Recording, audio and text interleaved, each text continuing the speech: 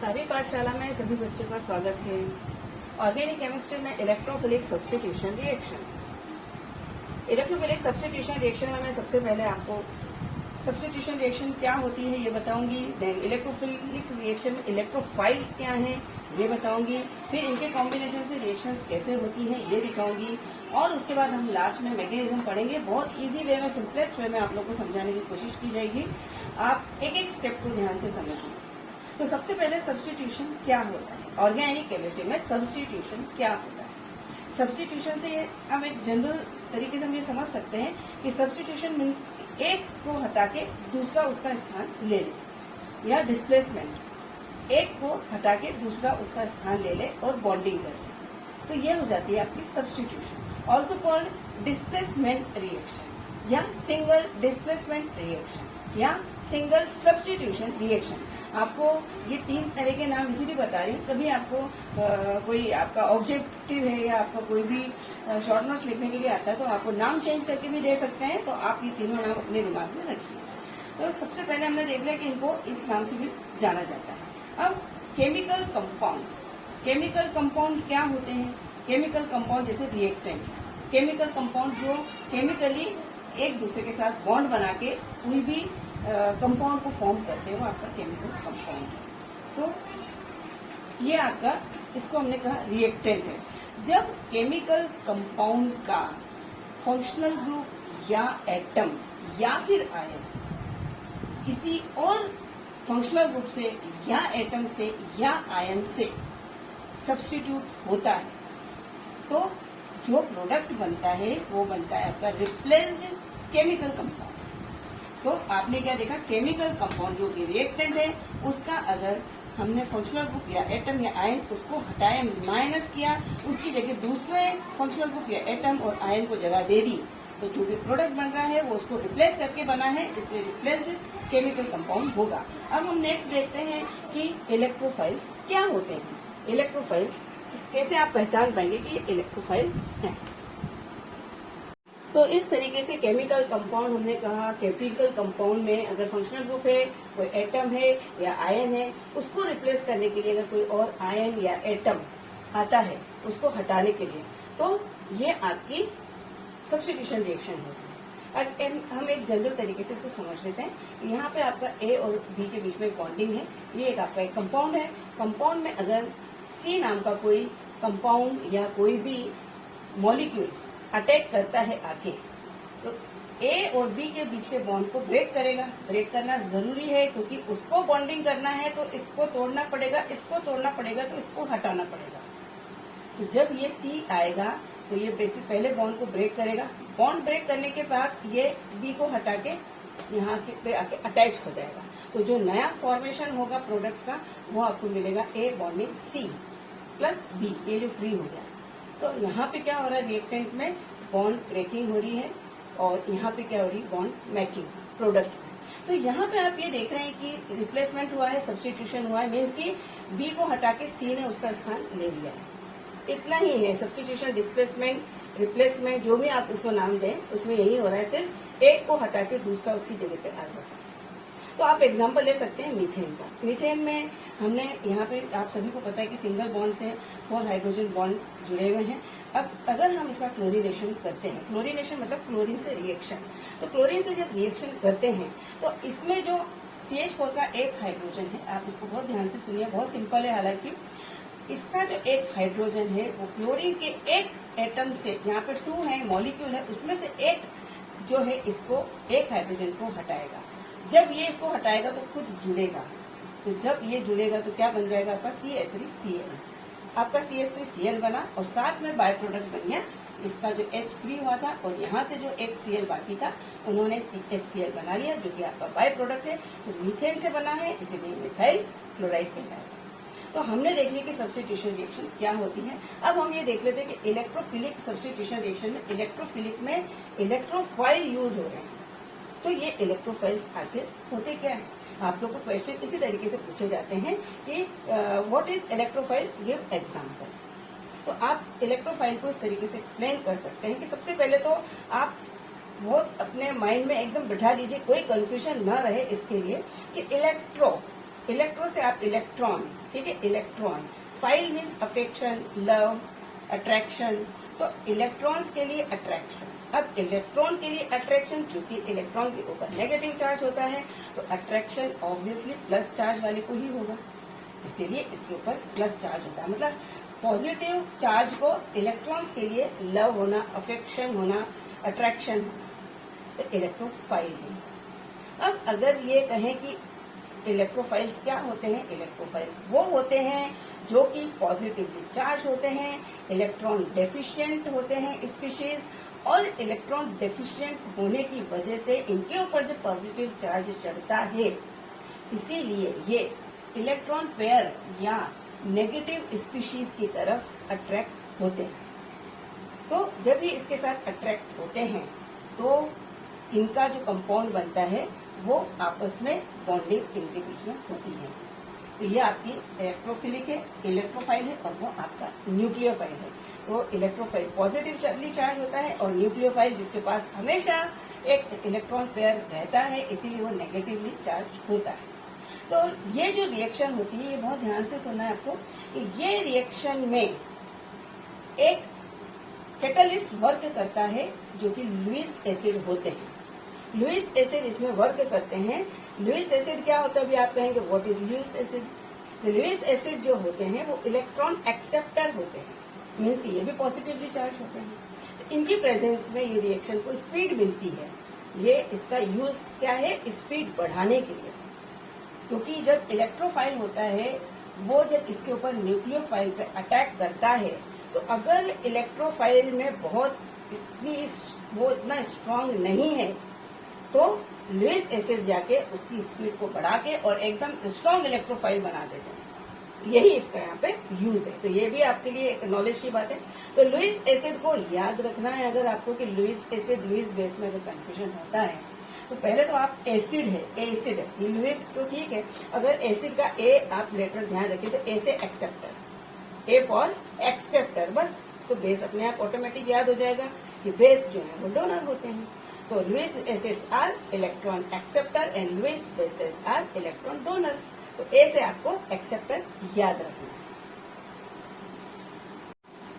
तो अब आप देखेंगे, आपने देख लिया व्हाट इज इलेक्ट्रोफाइल, आपने देख लिया सब्स्टिट्यूशन रिएक्शन क्या है। अब हम देख लेते हैं general theory behind electrophilic substitution reaction, ESR। General theory मतलब आपकी क्या प्रोसीजर होने वाली है। तो सबसे पहले तो हम ये सब जानते हैं कि रिएक्टेंट्स जो होते हैं वो आपस में रिएक्ट करके प्रोडक्ट में कन्वर्ट होते हैं। ये एक सिंपल सी बात है। पर रिएक्टेंट्स भी 2 टाइप्स के होते हैं। एक होता है आपका सबस्ट्रेट, एक होता है आपका सबस्ट्रेट और एक होता है आपका रिएजेंट। तो सबस्ट्रेट और रिएजेंट में क्या फर्क है? सबस्ट्रेट जो होता है जब इसके साथ रिएजेंट के साथ रिएक्ट करता है, इसके साथ कंबाइंड होता है, तो डायरेक्ट प्रोडक्ट का फॉर्मेशन नहीं होता। बीच में एक होती है इंटरमीडिएट स्टेज, इनके बीच में एक इंटरमीडिएट स्टेज है। ये रिएक्टेंट्स हैं।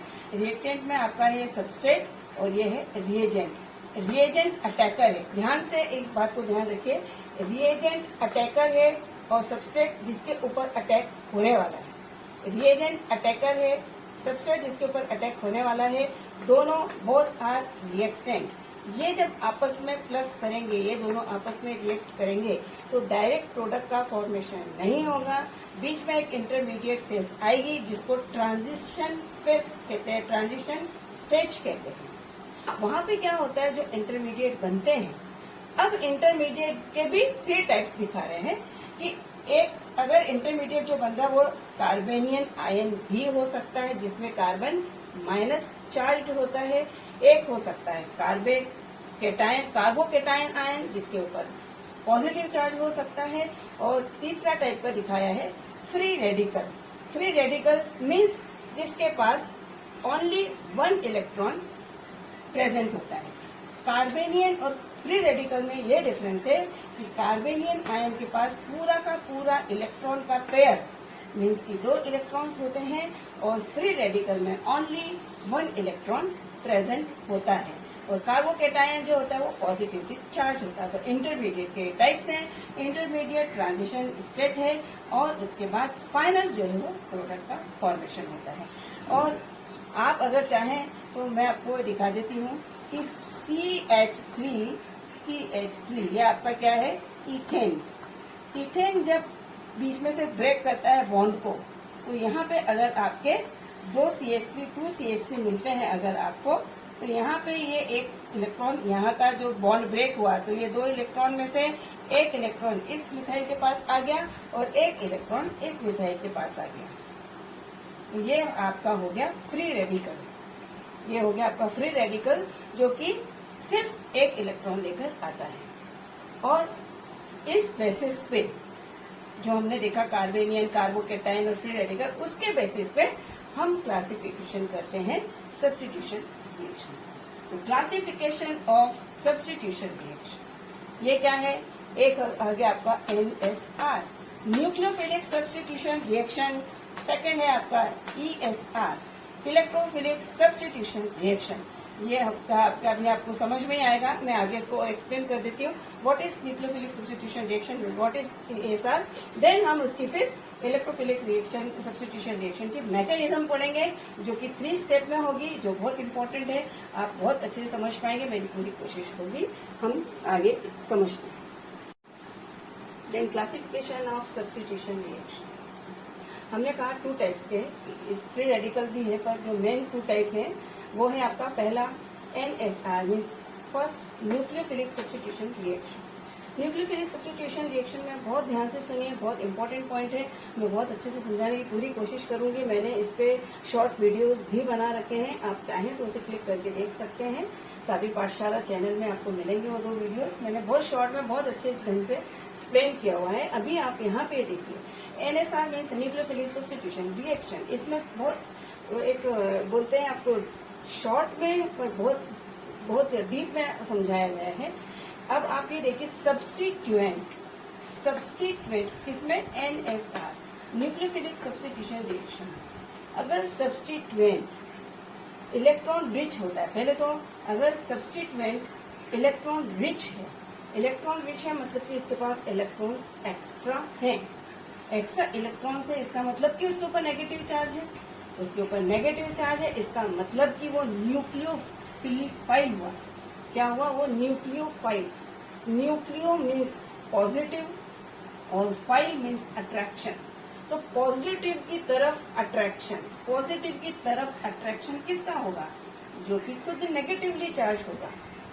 तो इस तरीके से ये इलेक्ट्रॉन रिच जो होगा वो न्यूक्लियोफाइल होगा। अगर सब्स्टिट्यूएंट न्यूक्लियोफाइल है मीन्स कि इलेक्ट्रॉन रिच है, तो वो इलेक्ट्रॉन का एक पूरा का पूरा पेयर सबस्ट्रेट को दे देगा। और सबस्ट्रेट क्या देखा था हमने, टाइप ऑफ अ रिएक्टेंट। तो ये आपका हो गया NSR। अब ESR, इलेक्ट्रोफिलिक सब्स्टिट्यूशन रिएक्शन। अगर सब्स्टिट्यूएंट इलेक्ट्रॉन डेफिशिएंट है मीन्स कि उसके पास इलेक्ट्रॉन शॉर्ट में है, उसके पास शॉर्टेज है। जब इलेक्ट्रॉन की शॉर्टेज होती है तो पॉजिटिव चार्ज होती है स्पीशीज, इसीलिए वो सबस्ट्रेट से इलेक्ट्रॉन लेगा। मीन्स कि ये हो गया एक्सेप्टर ऑफ इलेक्ट्रॉन पेयर, क्योंकि वो डेफिशिएंट है। और इलेक्ट्रॉन रिच मतलब न्यूक्लियोफाइल जो है वो इलेक्ट्रॉन डोनर है, क्योंकि वो इलेक्ट्रॉन रिच है। तो ये बहुत क्लियर समझा दिया अभी। अब सब्स्टिट्यूएंट जो रिएक्ट करने के लिए जो अटैकर आ रहे हैं, अटैकर कहाँ पे आ रहे हैं, अटैकर आ रहे हैं सबस्ट्रेट के ऊपर अटैक करने। तो जो अटैकर आते हैं वो कौन कौन से हो सकते हैं, न्यूक्लियोफाइल हो सकते हैं अगर तो क्लोरीन, ब्रोमीन, आयोडीन, ये इनके आयंस हैं जिनके पास एक्स्ट्रा इलेक्ट्रॉन्स हैं, और अमोनिया जिसके पास एक पूरा इलेक्ट्रॉन पेयर प्रेजेंट है। अगर हम कह रहे हैं कि सब्स्टिट्यूएंट इलेक्ट्रॉन डेफिशिएंट है मीन्स कि वो इलेक्ट्रोफाइल है, तब कौन कौन से हो सकते हैं, H3O, hydronium ion, NO2, nitrate ion, sulphide ion, HCl, HBr, HI, ये सब क्या है, इलेक्ट्रॉन डेफिशिएंट स्पीशीज है। तो हमने ये देख लिया कि ये 2 टाइप के हैं, सब्स्टिट्यूशन रिएक्शन के टाइप्स के हो गए। अब अगर फ्री रेडिकल है तो वो भी सबस्ट्रेट पे, वो अपने सुटेबल सबस्ट्रेट के साथ रिएक्ट करता है, प्रोडक्ट को फॉर्म करता है। तो हम जो पढ़ने वाले हैं, हमारा जो वीडियो है वो इसके ऊपर है, इलेक्ट्रोफिलिक सब्स्टिट्यूशन रिएक्शन। तो हमने सब्स्टिट्यूशन समझ लिया, व्हाट इज इलेक्ट्रोफाइल। आप इलेक्ट्रोफाइल के साथ हमने न्यूक्लियोफाइल भी देख लिया, लुईस एसिड बेस भी देख लिया, हमने बहुत कुछ समझ लिया है। अब हम जो फ्री रेडिकल के ये भी समझ लिया क्या फ्री रेडिकल होता है, जो सिर्फ एक इलेक्ट्रॉन लेकर चलता है वो स्पीशीज को फ्री रेडिकल कहते हैं। अब हम इलेक्ट्रोफिलिक सब्स्टिट्यूशन रिएक्शन समझते हैं कि इसमें होता क्या है। अभी हम इतना अच्छे से समझ चुके हैं कि अभी ये समझ में हमको इजीली आ जाएगा कि जब इलेक्ट्रोफिलिक सब्स्टिट्यूशन रिएक्शन में इलेक्ट्रोफिल्स मतलब आप इलेक्ट्रोफाइल समझ लीजिए, अटैकर इसमें इलेक्ट्रोफाइल होगा।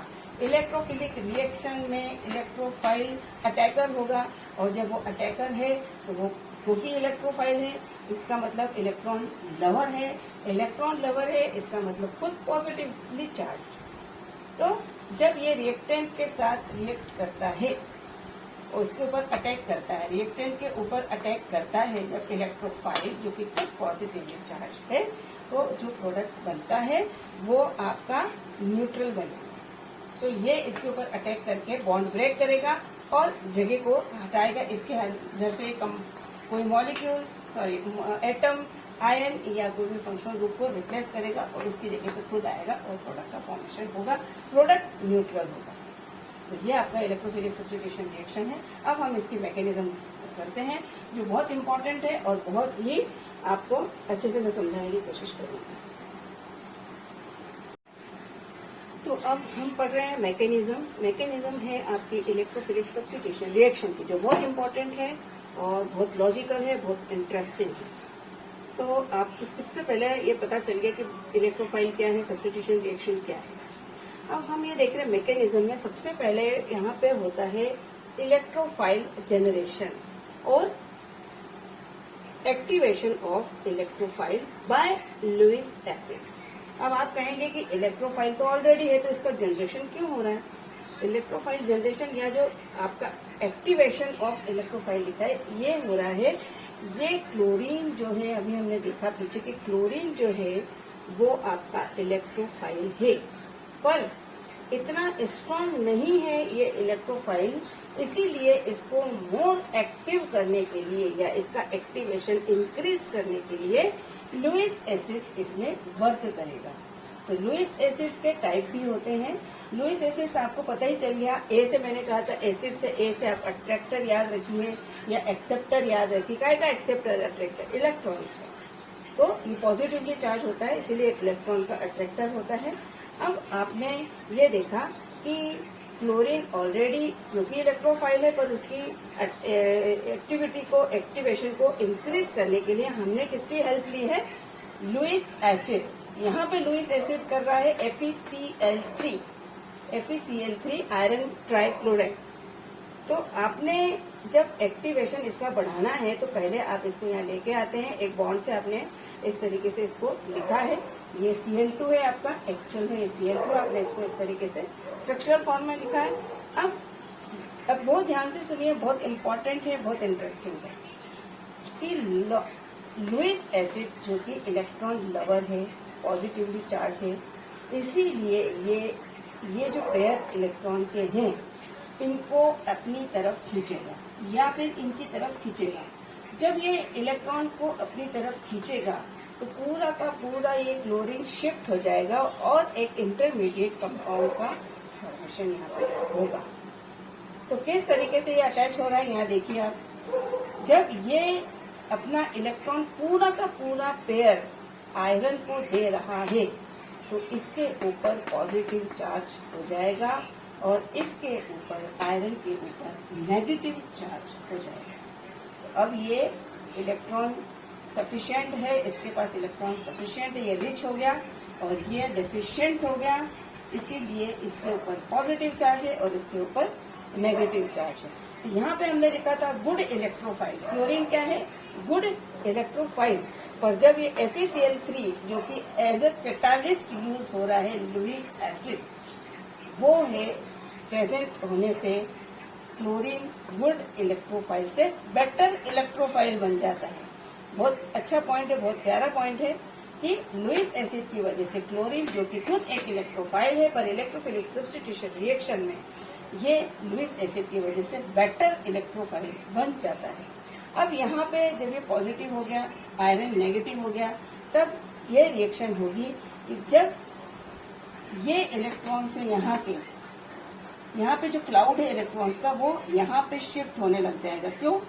क्योंकि ये क्लोरीन अभी पॉजिटिवली चार्ज है, तो ये इलेक्ट्रॉन्स को अपनी तरफ अट्रैक्ट करेगा। जब ये इलेक्ट्रॉन्स को अपनी तरफ अट्रैक्ट करेगा तो ये टूटेगा यहाँ से बॉन्ड, और ये पूरा का पूरा क्लोरीन सहित अलग हो जाएगा। और यहाँ पे सिर्फ ये वाला क्लोरीन जो बचेगा, जिसके पास पूरा बॉन्ड जाने की वजह से इलेक्ट्रॉन की डेफिशिएंसी हो गई है, इसीलिए ये पॉजिटिवली चार्ज हो जाएगा। ये क्लोरीन आपका ये वाला है, ये वहाँ पे ये वाला है, ये पॉजिटिवली चार्ज हो गया है। अब ये कैसा हो गया है? Better electrophile. अब ये बेटर इलेक्ट्रोफाइल क्या करने वाला है? ये जाके सबस्ट्रेट के ऊपर अटैक करेगा। ये सबस्ट्रेट के ऊपर अटैक करेगा और फाइनल प्रोडक्ट को फॉर्म करेगा। तो अपना ये अभी मैकेनिज्म चल रही है। बस आपको 2 पॉइंट और बचे हुए जो बहुत इंपॉर्टेंट है, बने रहिए। तो आपका मैकेनिज्म में सेकंड पॉइंट है formation of carbocation. Formation of carbocation, carbocation से समझ में आ रहा है पॉजिटिवली चार्ज, जो कि इंटरमीडिएट है। अब ये भी कह सकते हैं कि अटैक ऑफ इलेक्ट्रोफाइल, ये स्टेज पे इलेक्ट्रोफाइल अटैक भी करता है। और एरोमेटिक कंपाउंड में ही हम ये क्यों देख रहे हैं? क्योंकि एरोमेटिक कंपाउंड में रेजोनेंस मिलता है, क्योंकि इनमें जो पाई इलेक्ट्रॉन्स होते हैं वो पूरी रिंग में डिलोकेलाइज होते हैं, अपनी जगह बदलते रहते हैं। रेजोनेंस की वजह से इलेक्ट्रॉन्स का डिलोकेलाइजेशन होता है, इसीलिए कार्बोकेटायन इसके ऊपर अटैक कर पाता है। तो किस तरीके से अटैक होगा? आपका ये जो कॉम्प्लेक्स कंपाउंड बना था लुईस एसिड और क्लोरीन के कॉम्बिनेशन से, जो ये कॉम्प्लेक्स कंपाउंड बना था, यहाँ पे इसके ऊपर चूंकि पॉजिटिव चार्ज आना शुरू हो गया है, इसके ऊपर पॉजिटिव आया तो ये यहाँ से इलेक्ट्रॉन अपनी तरफ खींच रहा है। जब ये अपनी तरफ इलेक्ट्रॉन खींचेगा तो इसके ऊपर पॉजिटिव चार्ज शुरू हो जाएगा। स्लाइट पॉजिटिव चार्ज यानी पार्शियल पॉजिटिव चार्ज इसके ऊपर आने लग जाएगा इस क्लोरीन के ऊपर यहाँ पे। इसलिए ये क्लोरीन जो है अपने इलेक्ट्रॉन डेफिशिएंसी को फुलफिल करने के लिए, इलेक्ट्रोफाइल अपनी इलेक्ट्रॉन डेफिशिएंसी को फुलफिल करने के लिए इस कार्बन पे यहाँ पे बेंजीन रिंग के ऊपर अटैक करेगा, जो कि पाई बॉन्ड से फुलफिल है। यहाँ पे पाई बॉन्ड्स हैं और पाई इलेक्ट्रॉन्स कहलाएंगे, इसीलिए ये इसके ऊपर अटैक करता है। अटैक करने के बाद जो आपको प्रोडक्ट मिल रहा है, यहाँ पे एक हाइड्रोजन ऑलरेडी प्रेजेंट है जो हमने दिखाई नहीं है। तो ये जो क्लोरीन है वो यहाँ पे जाके एक बॉन्ड बना के जुड़ रहा है। अब वो बॉन्ड कहाँ से आया? ये बॉन्ड आया, ये पाई इलेक्ट्रॉन का जो पाई बॉन्ड है, ये बॉन्ड यहाँ पे शिफ्ट होके इस क्लोरीन को अटैच कर रहा है। तो ये आपका जो प्रोडक्ट बना, अब इसकी वजह से जब यहाँ से पाई बॉन्ड हटा तो इस कार्बन के ऊपर पॉजिटिव चार्ज चढ़ गया, इसीलिए हम इसको कह रहे हैं कार्बोकेटायन। ये कार्बन अभी कार्बोकेटायन है, इसीलिए यहाँ लिखा फॉर्मेशन ऑफ कार्बोकेटायन। बहुत सिंपल है, आप ध्यान से समझिए, कुछ नहीं है। ये इंटरमीडिएट, ये कॉम्प्लेक्स कंपाउंड आया लुईस एसिड के साथ जो क्लोरीन ने बनाया था, उसने आके अटैक किया। इस अटैक होने की वजह से ये जो पाई बॉन्ड है वो यहाँ शिफ्ट होके क्लोरीन को जोड़ रहा है। यहाँ से जब इलेक्ट्रॉन की कमी हो रही तो यहाँ पे पॉजिटिव चार्ज चढ़ रहा है, इसीलिए कार्बोकेटायन को फॉर्म कर रहा है। और फिर अब हम जो थर्ड स्टेप देख रहे हैं वो डीप्रोटोनेशन देख रहे हैं। डीप्रोटोनेशन मीन्स क्या? डी मीन्स प्रोटॉन का हटना, प्रोटॉन का निकल जाना, अलग हो जाना। और ये भी इस स्टेज को, थर्ड स्टेप को ये भी कह सकते हैं रिफॉर्मेशन ऑफ एरोमेटिक कंपाउंड, क्योंकि अभी यहाँ पे पॉजिटिव चार्ज चढ़ गया, कार्बोकेटायन बन गया, तो ये पूरा अपना कंप्लीट रिंग करके एक सिंपल सा कंपाउंड बना लेगा। अब जब ये रिएक्शन हुए, जिसके ऊपर पॉजिटिव चार्ज चढ़ गया, यहाँ Cl जुड़ गया, यहाँ हाइड्रोजन ऑलरेडी था पहले। अब क्या होगा? जब ये आपका जो कॉम्प्लेक्स कंपाउंड है ये जब आएगा तो यहाँ पे ये क्लोरीन जो है इस H के साथ जुड़ के HCl बनाएगा। अब ये क्यों इससे जुड़ रहा है H इसके साथ, क्योंकि यहाँ से बॉन्ड ये टूट रहा है, ये बॉन्ड यहाँ से ब्रेक होके वापस कॉइल बॉन्ड में कन्वर्ट हो रहा है। यहाँ से जब वापस ये बॉन्ड बनाने जा रहा है तो ये टूट के डिप्रोटोनेशन हो रहा है। ये H+ जब निकलेगा तो ये Cl से अट्रैक्ट होगा और ये आपस में मिलके HCl बना लेंगे और ये कंप्लीट होके आपका बेंजीन क्लोरोबेंजीन बन जाएगा। ये आपका बन जाएगा क्लोरोबेंजीन। FeCl3 फिर से मिल जाएगा। इस FeCl3 को फिर से लुईस एसिड के रूप में एज अ कैटालिस्ट आप आगे यूज कर सकते हैं।